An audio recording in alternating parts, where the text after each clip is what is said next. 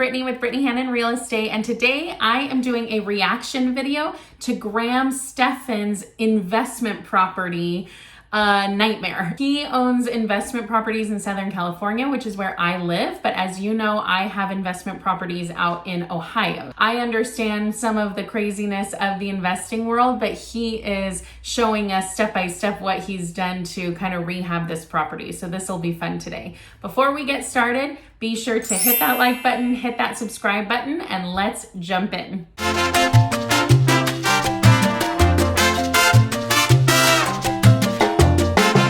6 months ago, a longtime tenant moved out of one of my properties. Even though they were great tenants and I was sad to see them go, when they moved, they left behind quite a mess. And because the unit was so old to begin with, the entire thing really had to be gutted and taken down to the studs. For those who want to know what it looked like by the time I got the keys back, here you go. So here we have the living room, which needed the floor. Wow, this is quite the mess. I'm really surprised that he says they were great tenants and long-term tenants, because typically when you have great long-term tenants, they do not leave a mess like this. It might be a little messy, some holes in the walls because they've been there for so long, they've really set down some roots, but this is just trash that they've left behind. That's pretty crazy. Replaced, lighting added, and the entry to the dining room expanded, and then we have the dining area, which needed the entire acoustic ceiling replaced, and this giant wall leading to the kitchen had to be knocked down. You know, it's kind of surprising that he's talking about redoing even tearing down walls and things for an investment property. So he's really doing a good job here. Itself was pretty dated. There's a lot of wasted space towards the back where the laundry would go, and it just needed to be torn down and started over from scratch. Now, this first bedroom here didn't need a lot of work. I cannot believe they left mattresses. This place is a disaster. He had to pay so much money to get this place cleaned up to even start demo. I cannot believe this. It's incredibly messy, but because of some major floor plan issues, this needs a complete overhaul, because once we go down the hallway, we get into the only bathroom in the entire unit, which wouldn't be so weird on its own until you realize that you need to walk through this bathroom in order to get to the master bedroom in the back.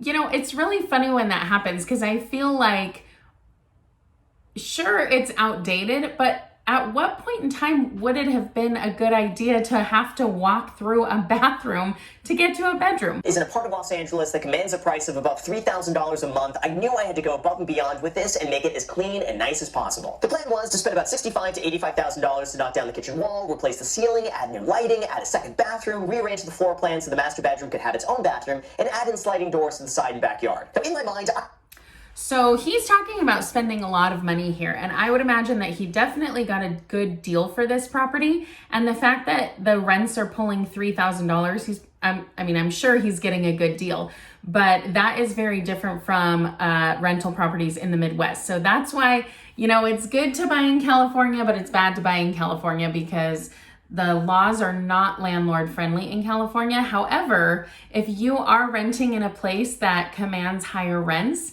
then it might just be worth it. And so in Ohio, for instance, my units rent for about $500 a month, which is, I mean, living in Southern California, you cannot rent a bedroom for that. And these people get an entire apartment to themselves. This was going to be like a 3-month project or so, but oh no, that didn't happen. That never happens. You always have to add time in. When you assume it's going to be 3 months, you tack on another 3 months. You like double the time because something always comes up. Immediately after removing the drywall, we noticed quite a lot of damage around several of the windows, meaning now it's going to cost extra. The ceiling joists were also old and sagging down, so those needed to be replaced. Some of the plumbing was just way too old as well, so it makes sense just get it replaced now than wait another 5 years and spend more money to do it later. Okay. When you talk about houses that are this old, I mean, you start opening up the walls and you're going to find lots of crazy stuff. So you have to anticipate spending a little bit more than what your eyes can see.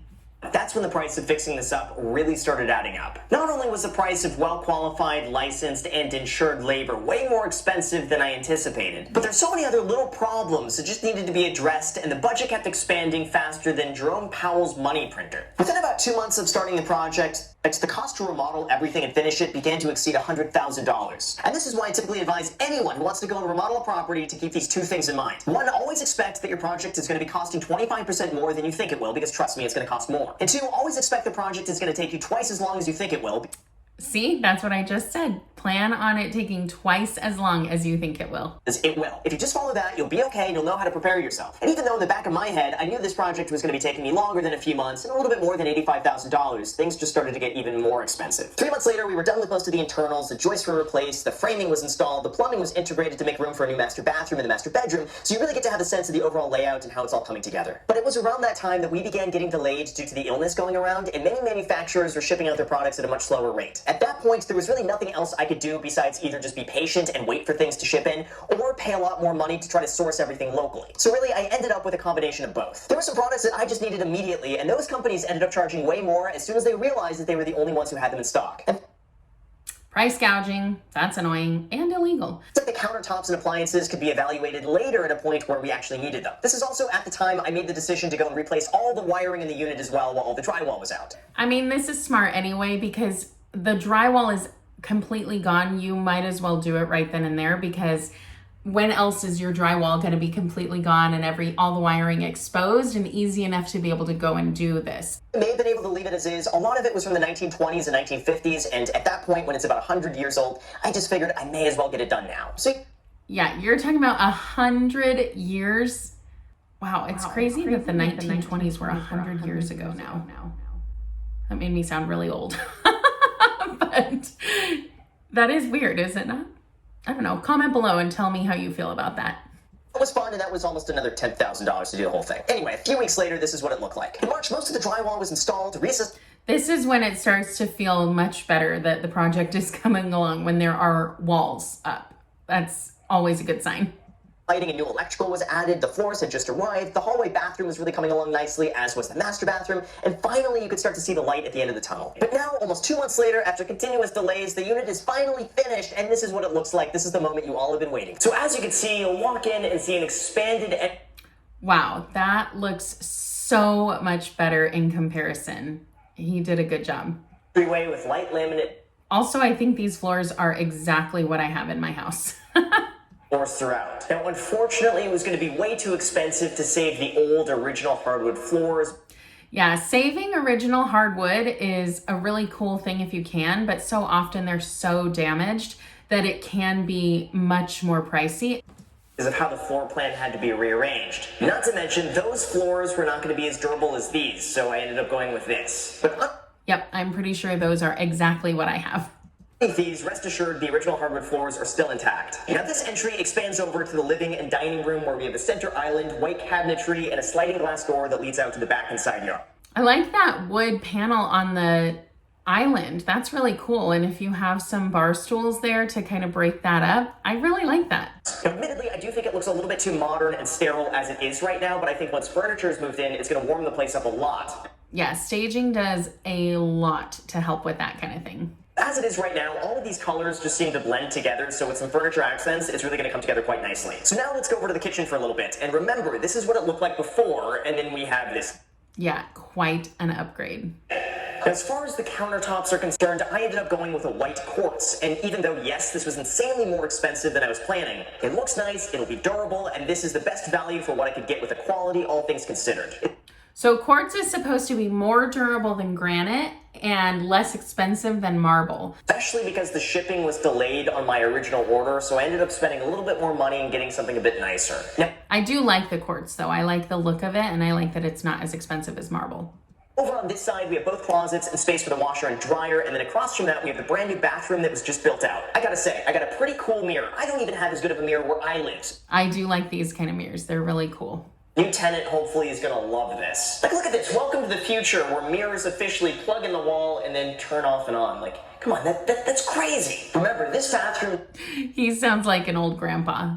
I love that. Used to be here before, and this was added in because the market value for a 2-bedroom, 2-bathroom is significantly higher than that of a 2-bedroom, 1-bathroom. So I have to say, from pretty much everything done in this unit, adding the bathroom was by far the best value. Yeah, I definitely can see that. A 2-bedroom, 1-bathroom is almost impossible for anybody but a couple. So if you have kids, if you have, if you have like parents living with you, anything like that, you have to have a second bathroom. The second bedroom that you can see right here, again, this is what it looked like before and then during the renovation, and now here's what it looks like in a closet.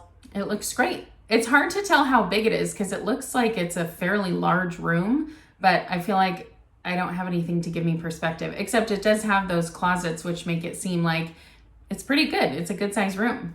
Was added along the one side of the wall. Then we're going to be walking down the hallway and you're going to notice a huge change. No longer do you need to walk through a bathroom to go into the master bedroom. Now we have a perfect hallway that leads directly to the master bedroom. Along this side of the wall we have an oversized closet, and then the bedroom itself has new recessed lighting, a sliding glass door that leads out to the backyard. It's cool that he added a few sliding glass doors because it sounded like he added all of the sliders that they weren't there before. So I'm glad he thought to do that because otherwise you're kind of trapped in there. And sliders make such a difference in the lighting. So that is really nice that he added that. That's a nice touch because he didn't have to do that. Then we have a second new bathroom. By the way, both of these mirrors turn off and on as well. Now, this one was one of the most difficult arrangements I've had to figure out with this floor plan because I wanted to maximize the amount of space that was in here without putting any of it to waste. And I have to say, I think it came out rather nicely. Along this side, we have a double sink, a vanity with tons of... It is really nice to put a double sink vanity if you have the room.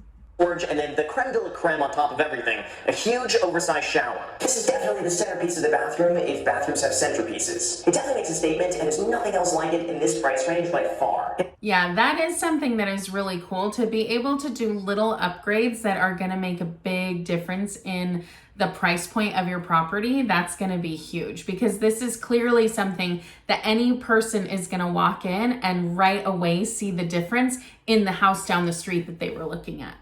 Way, I think that's what's helped me rent this place so quickly. I was actually kind of nervous about putting this on the market because Los Angeles still has a stay-at-home order in effect. But once I listed this place, I was actually overwhelmed with inquiries to the point where I feel like maybe now I underpriced it. That's always such a hard thing to figure out where to price it.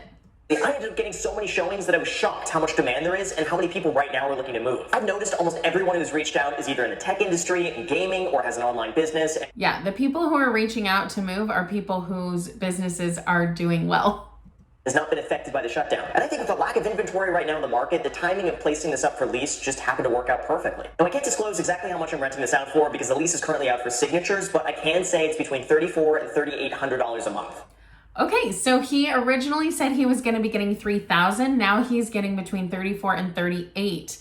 That is really good. So if he's getting that, now what I want to know, I hope he does kind of a break-even analysis for us to tell us how long it's going to take for him to make a profit on this property after all that he's put into it. Just to show you, with the right property, with higher than normal upgrades, there's a lot of demand out there. And even though I did end up renting this unit extremely quick, it did end up costing me more money. In terms of how much this unit actually cost me from start to finish, I'm going to have to sit down for this one. $138,000. That's right. Okay, so he went over his budget pretty significantly. He said originally his budget was $85,000, I think. So he went over by... What is that? $55,000. So really he went about 50% over what he was thinking he was going to originally do.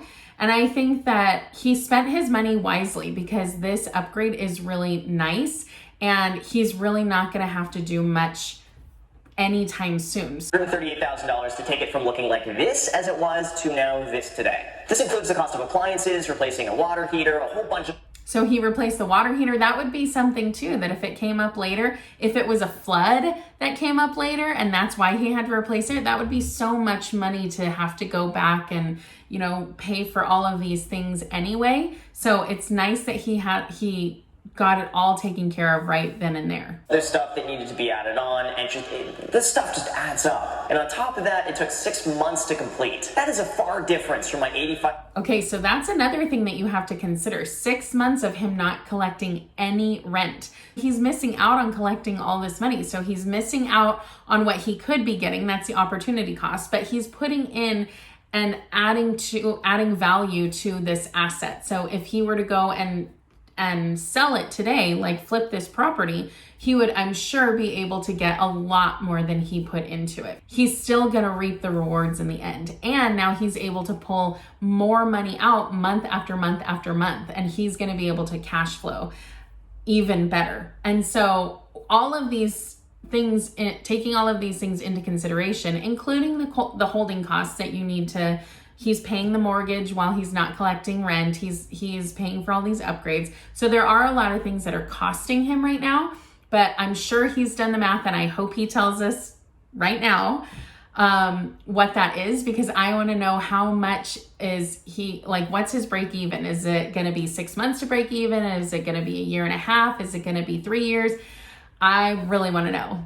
$1,000 budget and 3 to 4 month time frame. But thankfully it did end up paying off, and the new tenant is going to be getting a fantastic unit at a really good price where pretty much everything is brand new. And because this marks the end of the renovation series on this unit with the tenant soon moving in, here's the main takeaway from this, coming from someone who pretty much invests all of their money in real estate and rental properties like this. Here's what I've learned. 1, always do things right from the very beginning and never take any shortcuts. I have learned this the hard way. In doing my property and just fixing it up, oh my gosh, I definitely tried to cut corners here and there, not in quality, but just in pricing and things like that. So I wanted to get the highest quality, but in the installation, I wanted to kind of cut corners and say, who can do this cheaper? And I really ended up getting somebody who did it for less expensive, but it was not great. So I agree with this. Do it right the first time. I learned my lesson every single time I've chosen to make a quick, easy fix or just go with a temporary solution that saves money up front, because I'll tell you, long term, it ends up costing more money and way more time. So true. Your future self is going to be thanking you. Now, 2, some investors might actually disagree with me on this one, but I've always tried to make my rentals as nice as possible, nicer than anything else in the area. So I do agree with this, and I disagree in some ways, because it just depends on your market, I think. He's saying stand out in a crowded market of Los Angeles.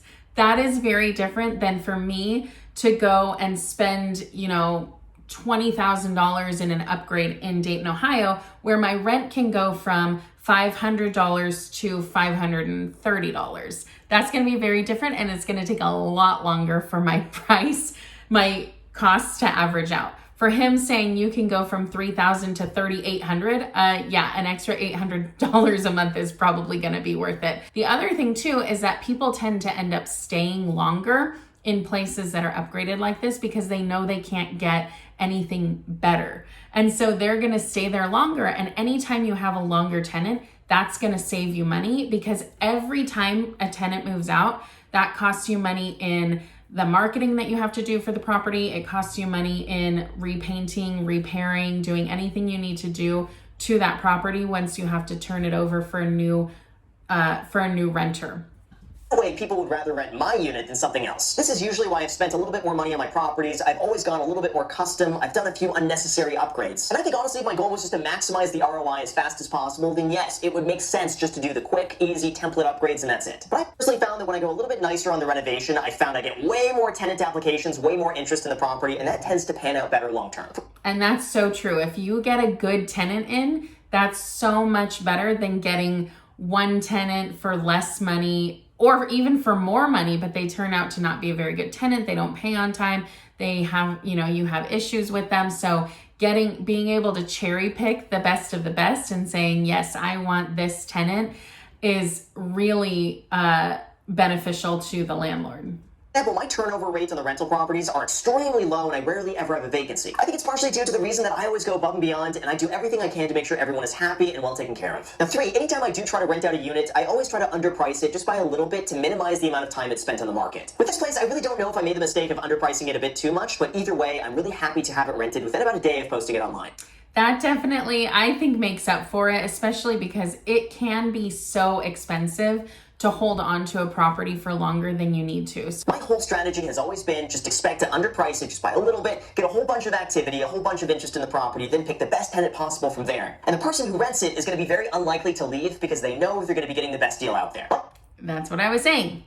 Even though it tends to be a little bit less money up front, it's more money in the long term because they stay there for so long. And 4, more important than anything, I always make sure to ask to smash the like button for the YouTube algorithm. Now seriously though, I think good customer service goes a very long way in making sure your tenant is happy, always pays on time, and stays as long as possible. I really believe that being attentive to every issue is the best way possible to make money as a landlord, especially in a very competitive rental market. And peace of mind especially goes a very long way in making sure your place is going to be well taken care of. Thank you so much for watching. I really appreciate it. As always, make sure to destroy the like button, subscribe button, notification bell. Also feel free to add me on Instagram. I post here pretty much daily, so if you want to be a part of it there, feel free to add me there as my... Okay, so that was good. He did not do a break-even analysis taxes for us, which I would like to see. So Graham, if you could tell us about that, that would be great. I want to know how long is it going to take for you to break even and then turn a profit on this property now that you poured so much money into it. Show us the numbers. All right, so just like Graham said, smash that like button, smash that notification bell so you get updated every time videos like this come out. Comment down below to let me know what you want to see, and we'll see you in the next video.